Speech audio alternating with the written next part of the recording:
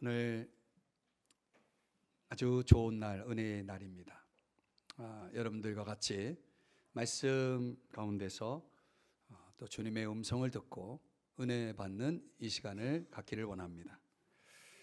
우리가 지난주에 살펴본 8절이야 11절 말씀 속에는 새롭게 하심을 입은 자들을 세 가지 차원으로 소개를 했죠.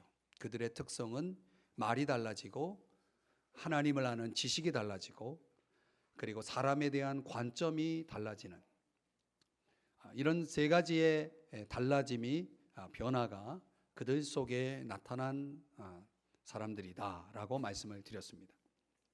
그렇게 달라진 사람들을 오늘 본문 12절 이어지는 12절에서부터 14절까지는 또 다르게 그 존재들을 소개하는데요. 그 내용은 세 가지입니다. 택하신 자, 거룩한 자, 사랑받는 자, 이렇게 세 가지로 그들을 다시 또 재조명해 주고 있습니다. 그러니까 골로새 교인들뿐만 아니라 우리 모든 믿는 사람들을 가리켜서 성경은 하나님이 특별히 선택한 뽑은 사람이다. 하나님이 거룩하게 구별한 사람들이다. 하나님의 사랑하심, 특별한 사랑을 받는 사람들이다라고 그렇게 오늘 본문이 요약해 주고 있는 것입니다. 왜 하나님은 우리를 그런 존재로 대해 주실까? 왜 하나님은 우리를 그렇게 선택하셔야 하고 우리를 거룩하게 하고 사랑받게 하실까? 여기에 대한 답을 우리는 다른 성경 에베소서 1장 4절이야 6절에서 찾아볼 수 있는데요. 여러분이 보시는 이 말씀 안에서 우리는 하나님이 우리를 선택하신 목적성이 있다는 것을 보여줍니다. 당연히 하나님은 우리를 사랑하시기 때문에 선택하셨고 그 사랑 속에는 그분의 계획이 있는데 어떤 계획이냐? 우리를 거룩하고 흠이 없게 하시는 것이고 자신의 아들들, 그 하나님의 아들들다운 사람 되게 만들어서 그분의 은혜의 영광을 찬송하게 하기 위해서라고 그 목적을 말씀해 주고 있습니다. 그렇기 때문에 우리는 저와 여러분은 하나님의 그 주권적인 선택 속에서 그분의 그 목적을 따라서 당연히 우리는 살아가야 할 것입니다.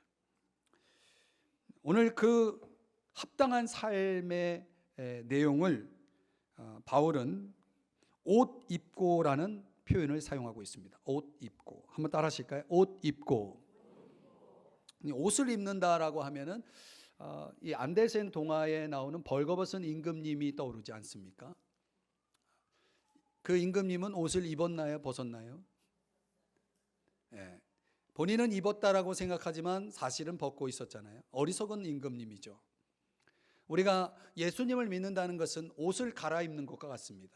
옛날 입었던 옷을 옛 생활 방식을 벗어버리고 그리고 다니면 벌거벗고 다니는 거니까 부끄러운 거 아니겠습니까? 어리석은 거죠.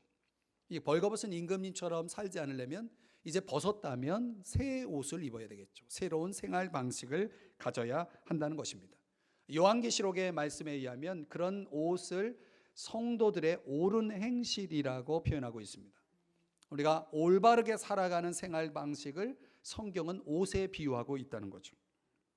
그러니까 우리가 어떤 옷을 착 입으면 그 옷이 그 사람에게 잘 어울릴 뿐만 아니라 폼이 나고 또 그 옷에 따라서 그분의 품격이 드러나고 그분을 통해서 많은 사람들이 정말 도전을 받고 영향을 받지 않습니까?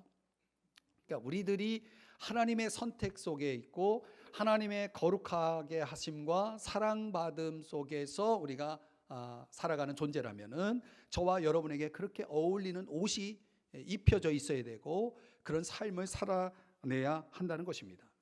도대체 그런 어울리는 옷, 삶이란 무엇인가? 오늘 본문 속에서 세 가지로 요약할 수가 있습니다. 첫 번째는 은혜로운 삶, 은혜로운 삶입니다. 한번 따라 하십시다. 은혜로운 삶. 자, 저를 보시죠. 우리가 살아가다 보면 다른 사람들이 나를 생각할 때, 또 내가 다른 사람들을 생각할 때 호감이 갈 때가 있죠. 호감이 간다. 그런 말 하잖아요. 호감이 간다. 또 어떤 사람 호감을 준다. 이렇게 말을 하잖아요. 여러분의 삶은 누군가 여러분에게 호감을 주는 사람이 있을 수 있고, 또 여러분 자신이 다른 사람에게 호감을 줄 수도 있습니다. 어떤 사람에게 호감이 갑니까? 저는 항상 답을 가르쳐 드리고 묻습니다. 은혜로운 사람. 은혜로운 사람을 보면 마음이 끌리지 않습니까? 그 사람에게 뭔가 매력을 느끼죠. 은혜로운 삶을 살아가는 그런 사람 앞에서 우리는 호감을 느낀다고 봅니다. 근데 윌리엄 바클레이가 오늘 본문에 등장하는 12절에 등장하는 5가지의 옷을 한마디로 은혜로운 삶의 덕목이다, 이렇게 요약을 했습니다. 은혜로운 삶의 덕목이다. 그래서 저는 윌리엄 바클레이가 사용한 그 용어를 따와서 인용해서 오늘 은혜로운 삶이다, 이렇게 요약했습니다. 그러니까 이것을 풀어내면 5가지로 그 내용이 넓어집니다. 한번 내용을 보면, 첫째는 긍휼이라는 건데요.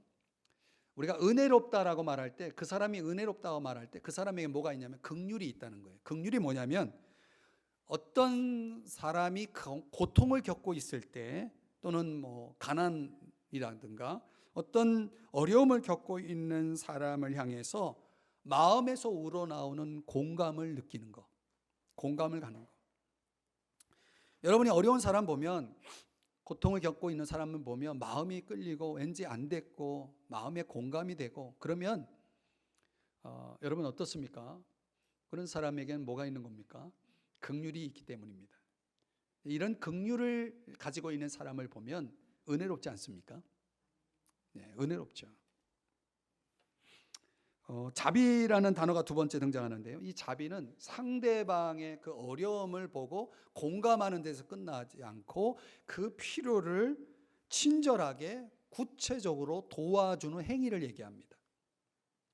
그러니까 마음으로는 우리가 안타까워하고 얼마든지 감정적으로는 동요될 수 있겠지만은, 공감할 수 있겠지만은, 거기서 끝나지 않고 구체적인 도움의 행동으로 나가는 것을 자비라고 말합니다. 이런 자비를 가지고 있는 사람들을 보면 호감이 가지 않나요? 은혜롭지 않습니까? 그러니까 3번째는 이 겸손이라는 옷을 소개하는데요. 이 겸손이라고 하는 것은 하나님 앞에서 자기를 이해하는 것입니다. 하나님 앞에 있는 나를 이해하는 거죠. 또 하나님 앞에서뿐만 아니라 다른 사람들 앞에서도 자기를 제대로 성찰하는 사람. 어떤 면에서 자기를 성찰하냐면, 내가 참 부족하구나, 내가 참 연약하구나, 나에게 참 아직도 결핍이 많구나, 이런 것들을 이해하면서 다른 사람들을 나보다 높이고 낮게 여기고, 또 하나님 앞에서는 더 자신을 낮추는 그런 사람을 우리는 겸손하다고 말하고, 또 더 깊이 들어가면 하나님과 하나님 말씀 앞에 복종하는 그런 태도를 가진 사람을 우리는 겸손하다고 말합니다. 그런 겸손한 사람을 보면 은혜롭지 않습니까? 은혜롭죠. 또 이 겸손과 같이 맞물려서 돌아가는 온유라는 것이 따라오는데요. 이 온유라는 것은 주인의 통제 아래서 이렇게 잘 길들여진 야생마처럼 자기를 통제하는 능력을 가지고 있는 사람을 온유하다라고 말을 합니다. 이렇게 자기 감정, 자기 행동을 잘 통제할 수 있는 능력을 가진 사람을 보면 은혜롭지 않습니까? 그렇죠? 너무 반응이 없으니까 제가. 저 혼자 은혜로운가요? 저는 이런 온유한 사람을 보면, 자기 절제를 잘하는 사람 보면 정말 그 사람 앞에 머리가 숙여지고 그렇습니다. 또 오래 참음이라는 옷을 또 얘기하는데, 이 오래 참음이라고 하는 것은 나를 힘들게 하고 괴롭히고 나를 시험 들게 하는 사람 앞에서 낙심하지 않는 것이고, 더 나아가서는 복수하지 않고 안갚음하지 않고 되받아치지 않는 것을 얘기합니다. 그러니까 이거 역시 그런 능력을 가지고 있는 거죠. 자기를 잘 제어하는 능력을 가지고 있는 것을 얘기합니다. 우리가 이제 대인관계 속에서 여러분 어떤 인격을 우리가 보여주느냐라고 할 때 이 5가지의 인격을 덕목을 갖추고 있는 사람들을 보면 나 자신이든 다른 사람이든 간에 호감을 갖게 되고 더 나아가서 그 사람을 굉장히 존중할 수밖에 없죠. 그 사람들 앞에서 숙연해지는 겁니다. 은혜를 받는 거죠. 우리가 엄밀하게 보면 사실은 주님의 은혜를 입고 살아가는 사람들이기 때문에 당연히 우리들도 다른 사람들에게 그런 은혜를 베풀 수 있어야 한다면 그 은혜를 베풀 때 어떤 모습으로 그 은혜가 흘러가냐면 이 5가지의 옷으로 흘러간다는 거예요. 이 5가지 옷으로.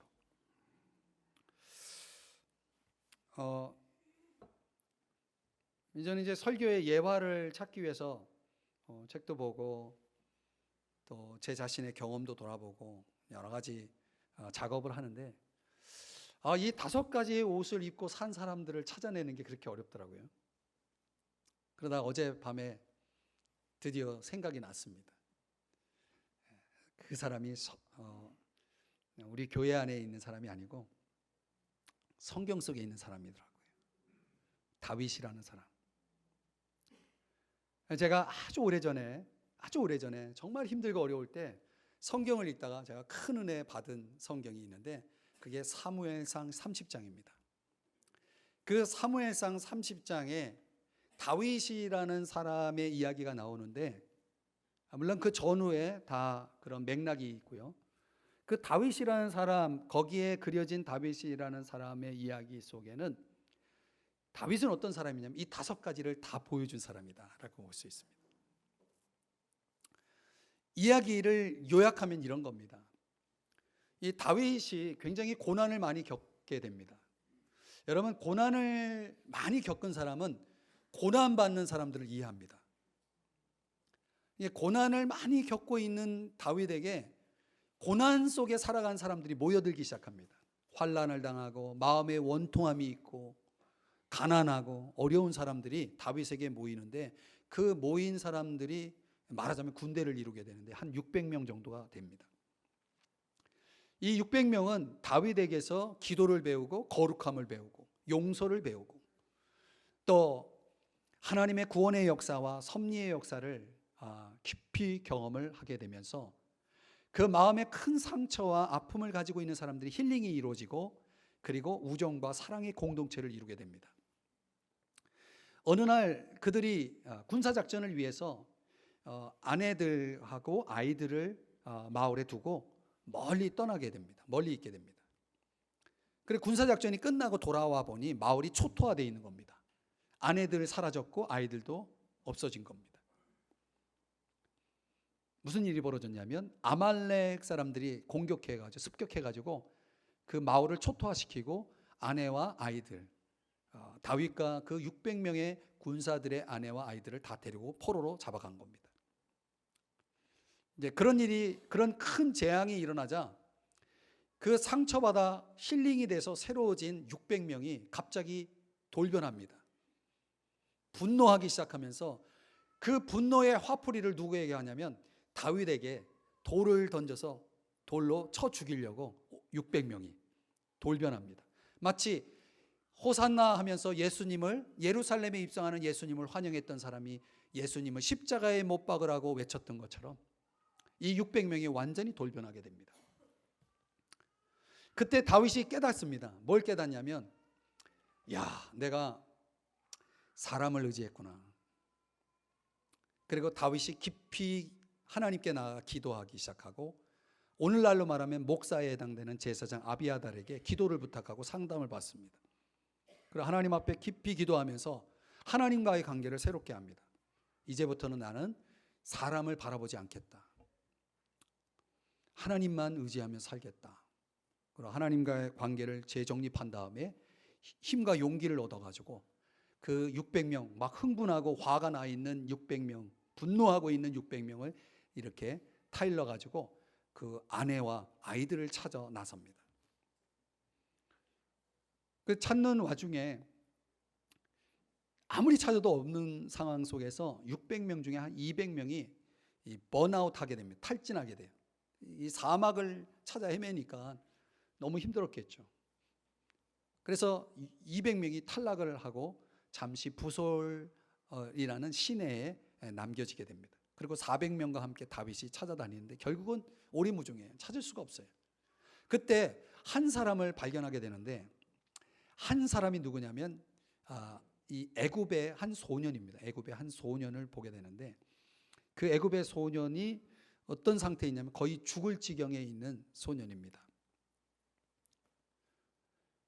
근데 이 애굽 사람을 이스라엘 사람들이 애굽 사람 싫어합니다. 그래서 이 애굽 소년은 이스라엘 사람들, 이스라엘 군대를 만났지만 저들이 자기를 돌아볼 거라고 기대하지 않았습니다. 그런데 웬일입니까? 그를 무시하지 않고, 그 소년을 무시하지 않고, 또 귀찮아하지 않고 아주 극진하게 다윗과 그리고 400명의 군사들이 그 소년을 돌보게 됩니다. 극진히 돌봅니다. 여기서 우리는 다윗에게서 긍휼과 자비를 보게 되는 겁니다. 다윗은 버림받는다는 것이 무엇인지를 아는 사람입니다. 이 애굽 소년의 정체가 뭐냐면 아말렉, 마을을 초토화시킨 아말렉 족속의 추장의 비서격에 속한 소년인데 병이 나니까 쓸모없다고 버린 겁니다. 그러니까 버림받은 소년이었어요. 이 사람이 버림받는다는 것을 이해하고 있는 다윗, 그리고 내가 어려울 때 도움을 받는다는 것이 무엇을 의미하는지를, 어떤 것인지를 아는 다윗이 그 애굽 소년을 그냥 지나치지 않습니다. 긍휼과 자비의 마음, 그 분노하는 자신을 향해서 온유하고 겸손하게 오래 참음으로 참아냈던 다윗이 그 애굽 소년을 극진하게 돌아봤을 때 그 은혜를 입은 애굽 소년이 아말렉 군사들이 어디에 은신하고 있는지를 알려줍니다. 그래서 결국은 가족들을 다 찾고 전리품을 얻어 돌아오게 되는데요. 근데 그 돌아오는 과정 속에 부솔 시내에 남아있던 200명을 다시 찾게 되는데 거기서 문제가 벌어집니다. 400명 힘들게 가족들을 찾아오고 전리품을 얻어온 400명이 자기들끼리 전리품을 나누려고 할 때 200명에게도 동등하게 나눠줘야 된다는 제안이 들어오자 화를 냅니다. 아무것도 안 한 200명에게 왜 줘야 되냐, 우리들만 가져야 된다라고 하는 그런 차원에서 공정성을 이렇게 주장합니다. 그때 다윗이 나서서 말하기를, 야, 너희들이 뭘 한 게 있냐? 내가 하나님 앞에 기도하고 아비아달의 상담과 기도를 통해서, 그리고 더 나아가서 애굽 소년이 그 은신처를 알려줬기 때문에 우리가 아내도 찾아오고 전리품도 얻은 거 아니냐. 그러니 이 모든 것은 다 은혜 아니냐. 은혜로 받은 것을 왜 너희 것이라고 주장하면서 너희들만 나눠야 된다고 하느냐. 아니다. 600명에게 골고루 나눠줘야 된다라고 판결을 내립니다. 여기서 우리는 또 그 200명을 향한 다윗의 긍휼과 자비를 다시 한번 또 보게 되죠. 겸손을 보게 되고 온유를 보게 되는 겁니다. 저는 이 이야기 속에서 정말 다윗이라는 사람이 보여준 이 6가지의, 이 5가지의 이 성품, 이 덕목을 보면서 우리들은 어떤가 생각을 해봅니다. 정말 이 삭막하고 살벌한 세상에서 살아가는 동안 주님은 저와 여러분에게 은혜로운 사람인지를 묻고 있습니다. 나는 과연 은혜로운 사람인가? 나는 은혜를 경험한 사람인가? 경험했다면 나는 은혜로울 수밖에 없잖아요. 근데 우리 믿는 사람들이 세상 속에서 흩어져 사는 이유가 뭔지 아십니까? 그 은혜를 보여주라고, 저와 여러분을 통해서 이 은혜 없는 세상에 은혜를 보여주라고 저와 여러분들을 흩어져 살게 했다는 사실입니다. 그렇기 때문에 오늘 저와 여러분이 누구나 제사장 되어서 이 다윗과 같이 은혜로운 삶을 시연하여서 보여줄 수만 있다면, 그런 책임을 다할 수 있다면 이 세상은 훨씬 은혜로운 세상이 될 수가 있습니다. 사랑하는 여러분, 긍휼로 적극 공감하고 자비로 어려운 사람을 구체적으로 도와주고 하나님 앞에 사람들 앞에 자기를 낮추어 겸손해지고 온유로 자기를 잘 통제하고 그리고 오래 참음으로 다른 사람의 실수나 잘못을 기꺼이 참아줄 수 있는 은혜로운 사람 되시기를 주의 이름으로 축복합니다. 그런 은혜로움 속에 우리는 다윗을 보았지만은 사실은 그 다윗보다 더 귀한 더 완벽한 모델이 예수님 아닙니까? 성탄절의 예수님은 우리에게 긍휼과 자비와 겸손과 온유와 오래 참음의 옷을 입고 우리에게 오시지 않았습니까? 그 은혜로움으로 저와 여러분을 대해주시지 않았습니까? 성탄절에 예수님을 만난 여러분이시요 당연히 우리도 은혜로운 사람 되어야 될 줄 믿습니다. 두 번째는 오늘 본문 속에서 거룩하고 사랑받는 자에게 어울리는 삶을 이렇게 말합니다. 용서의 삶. 한번 따라 하십시다. 용서의 삶. 자, 저를 보시죠.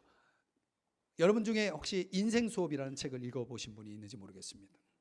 윌리엄 엘리자베스 퀴블러 로스라고 하는 사람이 쓴 책인데요.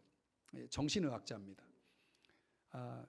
이 사람 책에 보면은 아주 귀한 용서와 관련된 아주 귀한 내용들이 나오는데 용서의 첫 단계를 그는 이렇게 말합니다.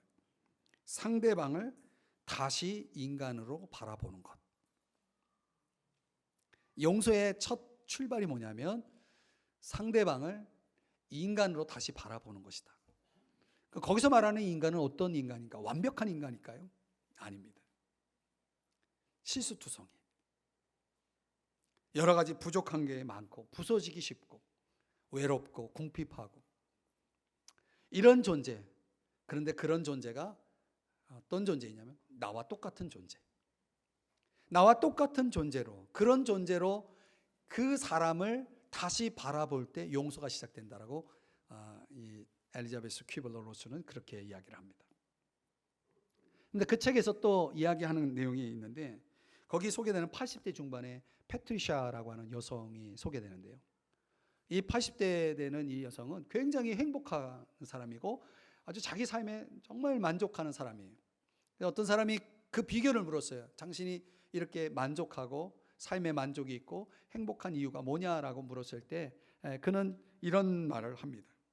나는 내가 경험한 일에 대해서 좋은 쪽을 선택하는 법을 배웠습니다. 이렇게 말합니다. 좋은 쪽을 선택하는 법. 내 삶에 대해서 좋은 느낌을 갖게 만드는 것을 선택하는 법을 배웠다. 이렇게 말을 합니다. 나 자신이든 다른 사람이든 간에 이 패트리샤라는 이 할머니는 항상 좋은 것을 선택하는 겁니다. 좋은 쪽을 선택한다는 거예요. 저는 그녀의 말 속에 용서의 원리가 담겨 있다라고 봅니다. 그러니까 내가 좋은 쪽을 선택하는 것입니다. 그 좋은 쪽이 뭡니까? 그게 바로 용서예요. 용서함으로. 오늘 성경 13절 말씀 한번 보실까요? 우리 한번 같이 읽어보겠습니다. 시작. 누가 누구에게 불만이 있거든 서로 용납하여 피차 용서하되 주께서 너희를 용서하신 것 같이 너희도 그리하고. 아멘. 자, 여기 불만이라는 단어가 나오죠. 몬포에라는 단어인데요. 이 불만이라는 단어가 공동 번역에서는 불평할 일, 또 현대인의 성경에서는 언짢은 일 이렇게 번역이 되어 있습니다. 여러분 혹시 불만이 있나요?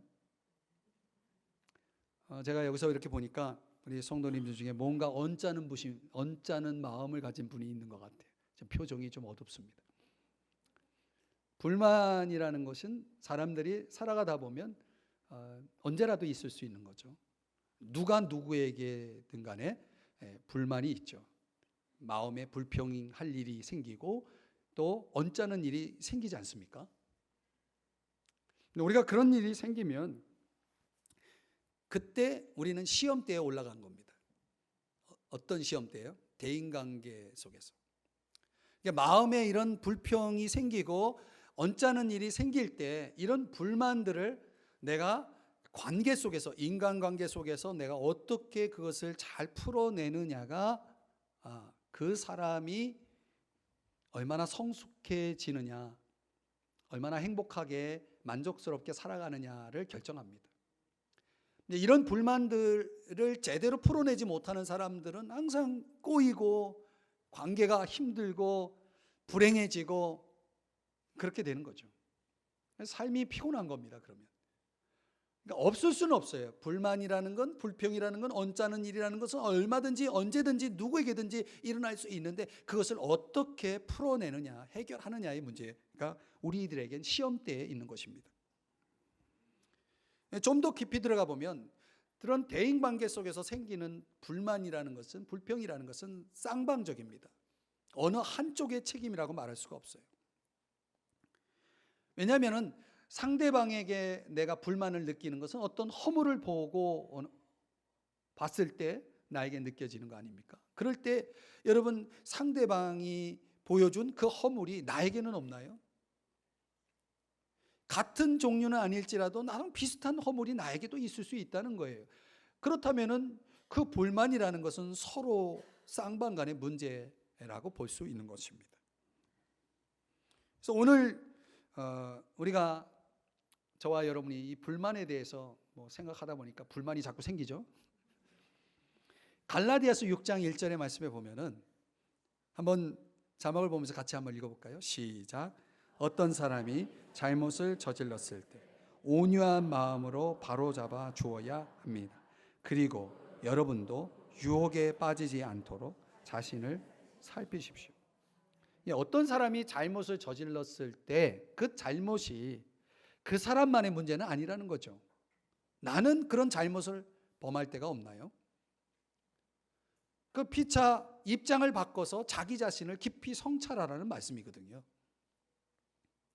우리가 이런 각도에서 다시 오늘 본문을 들여다보면 내 안에 불만이 생길 수 있습니다. 불평이 생길 수 있습니다. 언짢을 수 있어요. 그럴 때 어떻게 하라고 오늘 본문은 말씀합니까? 서로 용납하여 또 피차 용서하되, 두 가지를 하라고 말하고 있습니다. 자, 저를 보세요. 저는 그동안 이 두 단어를 혼용해서 사용했는데요. 그런데 이 원어를 찾아보면 용납이라는 단어와 용서라는 단어가 엄연히 다른 단어입니다. 번역도 다르게 되어 있죠. 이 용납이라는 아네코라고 하는 단어는 무슨 뜻이냐면 그 사람에 대해서 참는다는 거예요. 사람에게 초점을 맞춰져 있어요. 그 사람에게 초점을 맞춘 것이고, 용서라는 이 카리조마이라고 하는 단어는 그 사람의 문제에 초점을 맞추고 있습니다. 그 문제에 대해서 내가 계속 관용을 베푼다라고 하는 차원의 단어입니다. 하나는 사람에게 초점을 맞추고 있고 또 하나는 그 사람의 문제에 초점을 맞추고 있는데 이 두 가지를 다 내가 수용하는 것입니다. 참는 것입니다.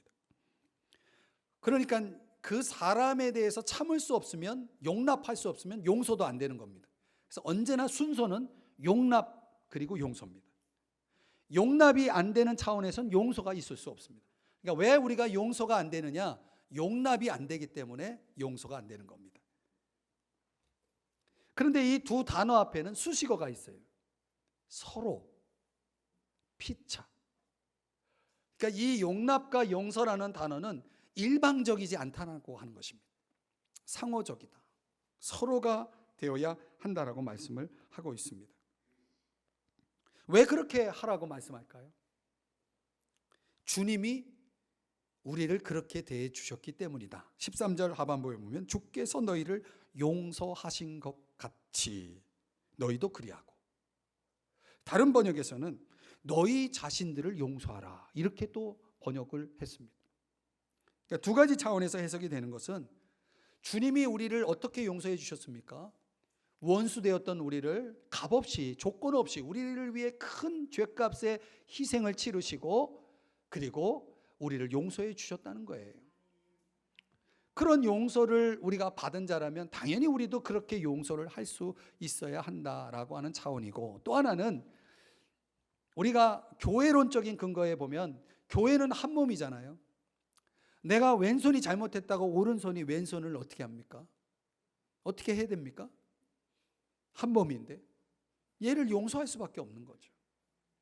한 몸의 원리대로라면은 우리는 다른 사람을 용서한다는 것은, 저 사람을 용서한다는 건 곧 나를 용서한다는 것과 같은 의미라는 것입니다. 우리가 이런 차원에서 용서하라고 오늘 성경은 말씀해 주고 있습니다. 우리가 옛날에 보면은 이게 서로 사람과 사람 사이에 불만이 생기고 뭔가 불평이 생기고 그러면 결투를 신청하지 않았습니까?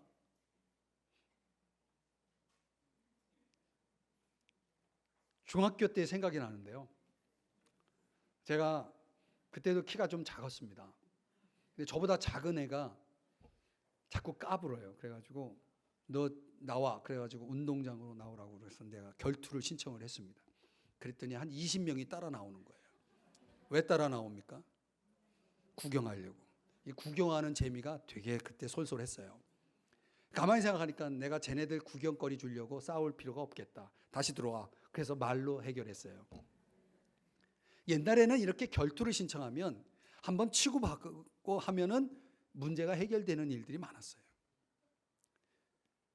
근데 요즘은 문제를 해결하려면 어디로 가는지 아십니까? 운동장이 아니라 법원으로 갑니다. 근데 훨씬 신사적이죠. 주먹질하지 않고, 그죠? 훨씬 신사적이고, 훨씬 뭐 나아 보이는 듯 하지만 사실은 옛날 방식에 비하면 훨씬 어리석어요. 훨씬 고생이 많아요. 훨씬 돈이 많이 들어요. 훨씬 시간도 오래 걸려요. 예수님의 방법은 아니죠. 예수님의 방법은 뭡니까? 용납하고 용서하라는 것입니다. 그러니까 우리가 대인관계 속에서 우리가 그런 자세를 취하면 하나님이 우리를 대신 걱정해 줄 거예요. 하나님이 대신 우리를 염려해 주실 것이고 우리의 생명과 영혼이 다치지 않을 것이고 더 나아가서 우리는 주님을 더욱 닮게 되는 그런 열매를 얻게 된다는 것이죠. 이 대인관계 속에서 누구라도 이런 문제가 발생이 될 수 있지만 저와 여러분은 아네코, 그 사람을, 그 사람의 연약함을 나도 똑같은 사람이라는 차원에서 용납할 수 있어야 되고 그 사람이 행한 것을 나도 범할 수 있다라는 차원에서 나와 한 몸이라는 차원에서 그를 용서하고 그 문제를 용서하고 이제 더 나아가서 주님이 나를 대해 주신 것처럼 우리도 용서하라고 말씀하고 있는 겁니다. 그러니 저와 여러분이 그런 삶을 살아야 되겠죠.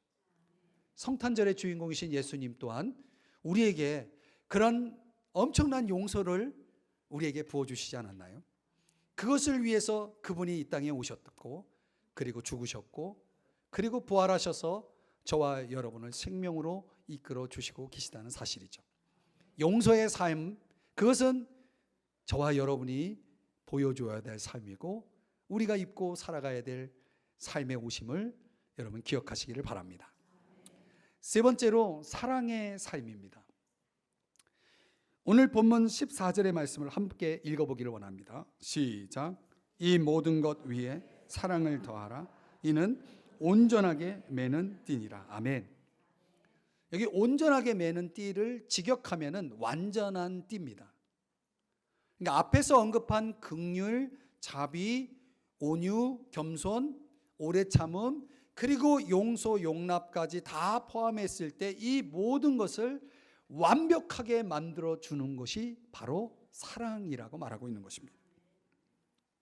이 사랑만 붙잡으면 다른 것들은 다 따라온다라고 말하고 있는 것입니다. 고린도전서 13장에 보면은 그런 말씀이 나와요.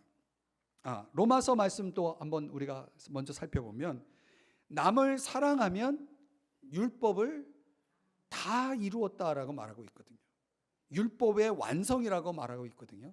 그러니까 사랑 속에 모든 율법이 다 들어가 있기 때문에 우리는 율법을 하나하나 다 조목조목 지킬 필요가 없이 사랑하기만 한다면 우리는 율법을 완성하게 된다라고 말씀하고 있어요. 고린도전서 13장의 말씀에 의해서도 사랑이 없이는 우리가 하는 모든 것들이 다 아무 유익이 없다라고도 말씀을 하고 있는 것입니다. 베드로후서 1장 4절 이하의 말씀에 보면은 신의 성품, 하나님의 성품에 어울리는 이 성품의 목록들이 나오는데 및, 덕, 지, 절, 인, 경, 형사 8개의 덕목이 나오는데 그 중에 마지막 덕목이 7절 말씀에 가보면 사랑을 더하라로 끝납니다. 사랑을 더하라. 그러니까 모든 하나님을 닮은 성품의 최종적인 목표는 사랑이라는 것을 보여줍니다. 사랑을 더할 수 있다면 그 신의 성품은 완성이 되는 겁니다. 사랑이 빠져 있다면 아직도 우리는 하나님을 닮아가야, 하나님의 성품을 닮아가야 할 과제가 남아있는 사람이라는 거죠.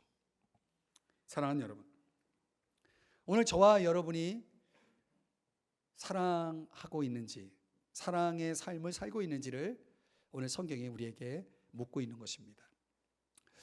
사랑의 삶을 보여준 사람을 찾다가 어젯밤에 또 다시 성경으로 돌아가게 되었어요. 다윗인데요, 이 다윗의 이야기 속에 그가 얼마나 사랑이 많았는지를 보여주는 이야기가 또 등장하는데, 사무엘하 9장에 가보면은요, 거기 다윗이 생전에, 죽기 전에 아주 절친으로 지냈던 요나단, 그 요나단이 다윗과 얼마나 친한 우정을 나눴는지를 여러분은 잘 아시죠. 근데 그 요나단이 전쟁터에서 죽게 되죠. 죽기 전에 다윗과 아주 깊은 우정을, 사랑을 나눴기 때문에 서로 약속을 합니다. 그러면서 요나단이 너가 죽더라도 내가 너의 가족들을 내가 끝까지 책임지겠다, 사랑하겠다라고 언약을 맺죠. 그리고 실제로 요나단이 죽었을 때 사실은 그 가문 자체가 왕족입니다. 사울의 가문이고, 사울의 가문은 다윗에게는 적입니다. 원수입니다. 그래서 다윗이 왕권을 강화시키기 위해서라면 원수의 왕족인 사울의 가족들을 다 죽여야 마땅합니다. 그런데 그 요나단과의 약속 때문에 그 요나단의 아들인 무비보셋이라는 아들을 죽이지 않고 그를 왕궁으로 불러들입니다. 그리고 매일 왕의 식탁에 함께 식사를 나누게 하고, 그리고 사울의 재산을, 자활을 위해서 사울의 재산을 그 무비보셋에게 주게 됩니다. 세상에는 이런 사람이 없습니다. 오늘날 우리 사회는 정적들을 가만두지 않습니다. 나와 반대편에 있는 사람들을 죽이는 문화죠. 사회개혁이라는 문제, 또 정치적인 문제들 다 보면은 그렇습니다. 우리나라의 정치사를 보면은 그런 것들이 계속 이어져 오는 이런 운명의 고리가 있습니다. 그러니까 우리가 세상 속에서는 남겨둘 수 없는 사람, 마땅히 죽여야 될 사람인데 다윗은 그렇게 하지 않았다는 거예요. 뭐 때문에? 사랑 때문에.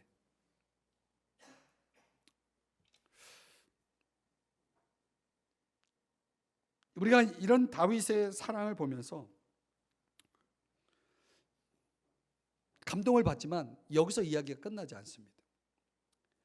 나중에 또 다윗이 아들 압살롬의 반란, 쿠데타가 일어나가지고 왕궁에서 도망을 가는 신세가 됩니다. 그때 이 다윗을 추종하는 모든 신하들과 다윗에게 은혜를 입은 사람들이 다윗과 함께 도망을 가게 되는데, 그 도망하는 그룹 속에 무비보셋이 동참하지 않습니다.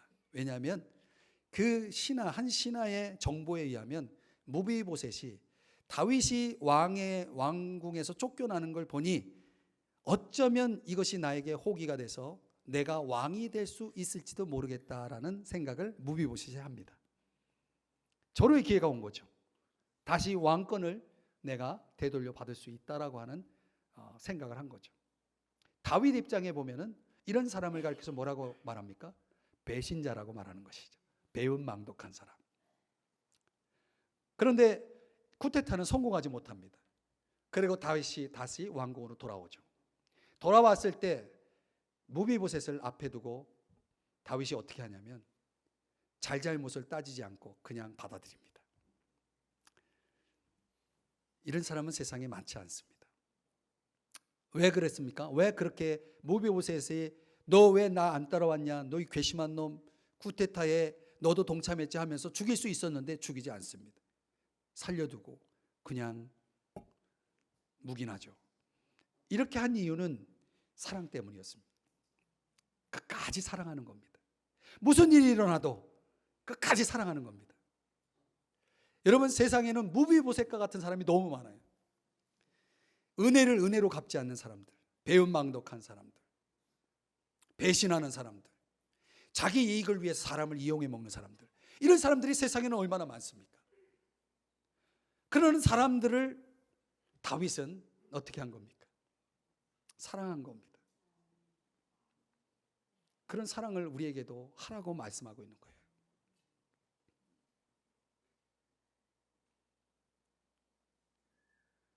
여러분, 누구라도 무슨 일이 일어나도 여러분의 사랑은 한결같은가요? 여러분 아십니까? 성탄절에 예수님은 그런 사랑으로 우리에게 오셨다는 걸. 우리가 성탄절에 우리 주 예수 그리스도를 우리 마음에 모시고 그 성탄절을 보낸다면 우리는 그 사랑을 잊지 말아야 됩니다. 또 그 사랑을 본받은 다른 시대에 살았던 사람이지만 다윗, 그 사랑 또한 우리에게 깊은 도전을 줍니다. 무비보셋과 같은 사람들로 가득 차 있는 이 세상 속에서 우리가 끝까지 사랑을 베풀기 위해서는 용기가 필요합니다.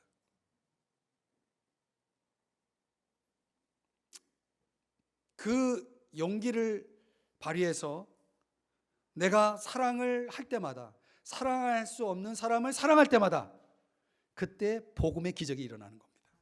하나님의 나라가 임하는 것입니다. 거기서. 세상은 다윗과 같은 사람을 원합니다. 그러나 얼마나 있나요? 그래서 오늘 이 메시지가 저와 여러분에게 주어지는 겁니다. 오늘 말씀을 정리해 보면 이 성탄주일에 우리가 자랑하고 싶은, 우리가 보여줄 수 있는 명품 맞춤 옷이 있습니다. 세 가지 옷을 얘기했습니다. 은혜의 옷, 용서의 옷, 사랑의 옷. 이 세 가지 맞춤 명품 옷을 입고 살아가는 저와 여러분이 될 때 저와 여러분이 있는 곳엔 복음의 기적이 일어날 것이고 하나님의 나라가 임할 것이고 평화의 은총의 역사들이 나타날 것을 믿습니다. 이것 때문에 저와 여러분이 선택을 받았고 이것 때문에 저와 여러분이 거룩함과 사랑을 입었다는 사실을 잊지 마십시오. 오늘 여러분 성탄절을 맞을 준비가 되어 있나요? 이 세 가지 옷이 준비되어 있지 않다면 오늘 이 시간 여러분 결심하십시다. 나도 예수님처럼 다윗처럼 은혜로운 사람 되어야 되겠다. 용서해야 되겠다. 사랑해야겠다. 우리 모두의 고백이 되기를 바랍니다. 다 같이 자리에서 일어나서 찬송으로